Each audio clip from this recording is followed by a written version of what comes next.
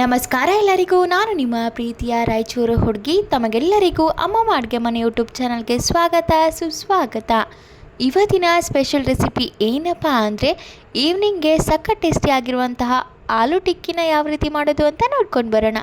ಮೊದಲಿಗೆ ಈ ರೆಸಿಪಿನ ಮಾಡಲಿಕ್ಕೆ ಅರ್ಧ ಕೆಜಿಯಷ್ಟು ಆಲೂಗಡ್ಡೆನ ತೊಗೊತಾ ಇದ್ದೀನಿ. ಈ ಆಲೂಗಡ್ಡೆನ 2ರಿಂದ 3 ಬಾರಿ ಸ್ವಚ್ಛವಾಗಿ ತೊಳೆದು ಈ ರೀತಿ 1ರಲ್ಲಿ 2 ಭಾಗಗಳನ್ನಾಗಿ ಕಟ್ ಮಾಡಿಕೊಂಡು ಅದಾದಮೇಲೆ ಒಂದು ಕುಕ್ಕರ್ನ ತಗೊಂಡು ಆ ಕುಕ್ಕರ್ಗೆ ಹೆಚ್ಚಿ ಇಟ್ಕೊಂಡಿರುವಂಥ ಆಲೂಗಡ್ಡೆನ ಹಾಕಿ ಅದು ಕುದಿಯುವಷ್ಟು ನೀರನ್ನು ಹಾಕ್ಕೊಂಡು ಲಿಡ್ಡನ್ನು ಕ್ಲೋಸ್ ಮಾಡಿ 4ರಿಂದ 5 ವಿಷಲ್ ಹಾಕಿಸಿದರೆ ಆಲೂಗಡ್ಡೆ ತುಂಬ ಚೆನ್ನಾಗಿ ಬೆಂದಿರುತ್ತೆ. ಈ ಆಲೂಗಡ್ಡೆನ ಸಿಪ್ಪೆ ತೆಗೆದು ಎತ್ತಿಟ್ಕೋಬೇಕು. ಹಾಗೆ 2 ಮೀಡಿಯಮ್ ಸೈಜ್ ಈರುಳ್ಳಿನ ಈ ರೀತಿ ಚಿಕ್ಕದಾಗಿ ಕಟ್ ಮಾಡಿ ಎತ್ತಿಟ್ಕೊತಾ ಇದ್ದೀನಿ. ಹಾಗೆ ಮುಂಚೆನೇ ಬೇಯಿಸಿ ಇಟ್ಕೊಂಡಿರುವಂಥ ಆಲೂಗಡ್ಡೆನ ಸಂಪೂರ್ಣವಾಗಿ ಸ್ಮ್ಯಾಶ್ ಮಾಡ್ಕೋಬೇಕು. ಅದು ಒಂಚೂರು ಕೂಡ ಗಡ್ಡೆ ಥರ ಇರಬಾರ್ದು, ಕಂಪ್ಲೀಟಾಗಿ ಹಿಟ್ಟು ಥರ ಆಗಬೇಕು. ಅಲ್ಲಿವರೆಗೂ ಅದನ್ನು ಸ್ಮ್ಯಾಶ್ ಮಾಡ್ಕೋಬೇಕು. ನೀವು ಸ್ಮ್ಯಾಶರ್ ಸಹಾಯದಿಂದ ಕೂಡ ಸ್ಮ್ಯಾಶ್ ಮಾಡ್ಕೋಬೋದು, ಅಥವಾ ಕೈಯಿಂದ ಮಾಡ್ಕೋಬೋದು, ಅಥವಾ ಈ ರೀತಿ ಸ್ಪೂನಿಂದ ನೀವು ಆಲೂಗಡ್ಡೆನ ಸ್ಮ್ಯಾಶ್ ಮಾಡ್ಕೋಬೋದು.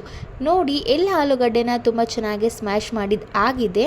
ಇವಾಗ ಇದೇ ಮಿಶ್ರಣಕ್ಕೆ ರುಚಿಗೆ ತಕ್ಕಷ್ಟು ಉಪ್ಪನ್ನು ಕೂಡ ಹಾಕ್ತಾ ಇದ್ದೀನಿ. ಹಾಗೆ 1 ಚಿಟಿಕೆಯಷ್ಟು ಅರಿಶಿನ ಕೂಡ ಹಾಕೋಬೇಕು. ಹಾಗೆ 2ರಿಂದ 3 ಟೇಬಲ್ ಸ್ಪೂನಷ್ಟು ಅಚ್ಕಾರದ ಪುಡಿ ಕೂಡ ಹಾಕ್ತಾ ಇದ್ದೀನಿ.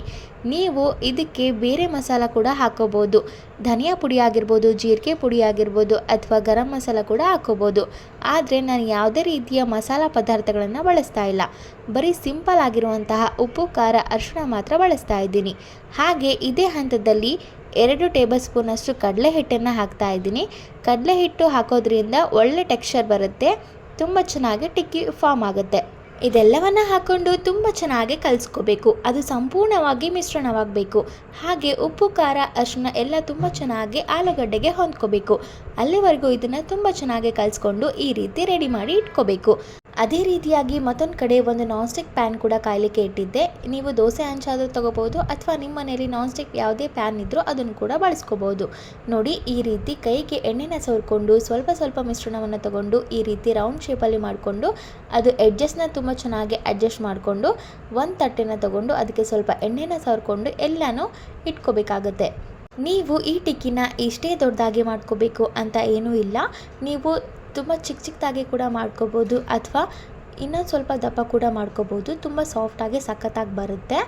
ನೋಡಿ, ಈ ರೀತಿ ಟಿಕ್ಕಿ ಮಾಡುವಾಗ ಕೈಗೇನಾದರೂ ಮಿಶ್ರಣ ಅಂಟುತ್ತಿದ್ದರೆ ಅದಕ್ಕೆ ಇನ್ನೊಂದು ಸ್ವಲ್ಪ ಕಡಲೆ ಹಿಟ್ಟು ಕೂಡ ಹಾಕೋಬೋದು. ಏನಕ್ಕೆ ಅಂಟುತ್ತೆ ಅಂದರೆ ಆಲೂಗಡ್ಡೆ ಜಾಸ್ತಿ ಸಾಫ್ಟ್ ಆಗಿದ್ದರೆ ಅದು ಸ್ವಲ್ಪ ಅಂಟಿನಂಶ ಹೊಂದಿರುತ್ತೆ.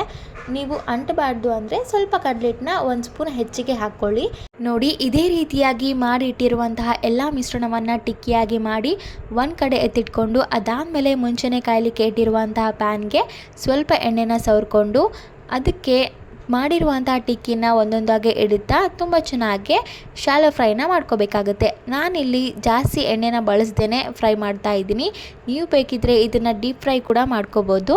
ನೋಡಿ, ಒಂದು ತವದಲ್ಲಿ ಎಷ್ಟು ಟಿಕ್ಕಿ ಹಿಡಿಯುತ್ತೆ ಅಷ್ಟು ಟಿಕ್ಕಿನ ಹಾಕ್ಕೊಂಡು ತುಂಬ ಚೆನ್ನಾಗಿ ಫ್ರೈ ಮಾಡ್ಕೋಬೇಕು. ಒಂದು ಸೈಡ್ ಬೆಂದಿದ್ದು ಆದಮೇಲೆ ಮತ್ತೊಂದು ಕಡೆ ತಿರುವಿ ಹಾಕಿ ಬೇಯಿಸ್ಕೋಬೇಕು. ಇದು ತಿನ್ನಲಿಕ್ಕೆ ಮೇಲೆ ಕ್ರಿಸ್ಪಿಯಾಗಿ ಒಳಗಡೆ ತುಂಬ ಸಾಫ್ಟಾಗಿ ಒಳ್ಳೆ ಟೇಸ್ಟ್ ಹೊಂದಿರುತ್ತೆ.